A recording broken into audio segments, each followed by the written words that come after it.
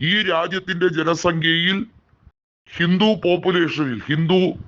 ജനസംഖ്യയിലെ 75% കൂടുതൽ വരുന്ന ദളിത് OBC വിഭാഗങ്ങളെ തഴയാൻ വേണ്ടി ബ്രാഹ്മണ മേധാവിത്വവും അതുപോലെ തന്നെ ഠാക്കൂർ മുതലായ ജാതി സംഘടനകളുടെ മേധാവിത്വം, അതായത് ക്ഷത്രിയർ, ബ്രാഹ്മണർ, വൈശ്യർ, ശൂദ്രർ ഇവർ എല്ലാം ചേർന്ന് വരുന്ന രീതിയിലുള്ള ഒരു പാക്കേജിന് തന്നെയാണ് BJP മുൻഗണന കൊടുക്കുന്നത്.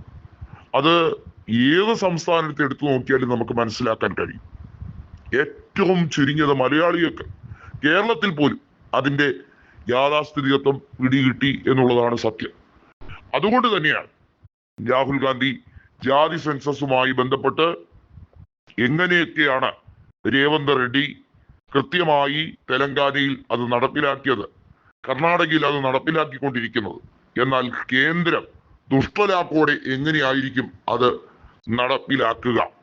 പ്രത്യേകിച്ചും സംവരണം എടുത്തു കളഞ്ഞ് കൃത്യമായും അംബേദ്കർ നയങ്ങളെ പൊളിച്ചെഴുതാൻ വേണ്ടിയുള്ള സംഘപരിവാർ അജണ്ടയാണ്. ബ്രാഹ്മണിക്കൽ ഹെഗിമണി വീണ്ടും പുനഃസ്ഥാപിക്കാൻ വേണ്ടിയുള്ള സംഘപരിവാർ നയങ്ങൾ ഏതൊക്കെയെന്ന് വള്ളി പുള്ളി തെറ്റാതെ നിരവധിയായിട്ടുള്ള വേദികളിൽ ഇതിനോടകം തന്നെ രാഹുൽ ഗാന്ധിയും അതുപോലെ തന്നെ AICC നേതൃത്വവും പറഞ്ഞു കഴിഞ്ഞിരിക്കും. എന്തുകൊണ്ടാണ് ന്യൂനപക്ഷങ്ങളെ വേട്ടയാടുന്നത്? പുതിയ പാർലമെന്റ് മന്ദിര ഉദ്ഘാടനത്തിൽ എന്തുകൊണ്ട് രാഷ്ട്രപതിയായ ആദിവാസി വിഭാഗത്തിൽ നിന്നും വന്ന രാഷ്ട്രപതി ദ്രൗപദി മുർമുവിനെ പങ്കെടുപ്പിക്കാൻ പോലും നരേന്ദ്രമോദി കൂട്ടാക്കിയില്ല? മോദിയുടെ ജാതി തന്നെ നോക്കും.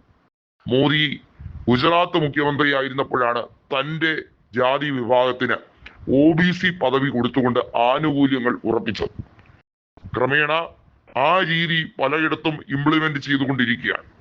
അതായത് OBC സ്റ്റാറ്റസിന് അർഹതയുണ്ട് പല അപ്പർ കാസ്റ്റുകാരും എന്ന് പറഞ്ഞുകൊണ്ടുള്ള രീതിയിലേക്ക് അവലംബിക്കുകയാണ്.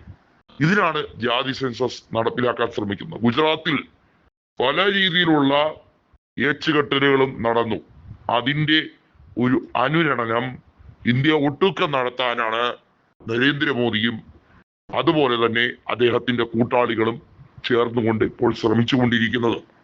അത് മുളയിലെ നുള്ളിക്കളയാൻ പ്രതിപക്ഷം പ്രതിജ്ഞാബദ്ധമായി തന്നെ നീങ്ങിക്കൊണ്ടിരിക്കുകയാണ്.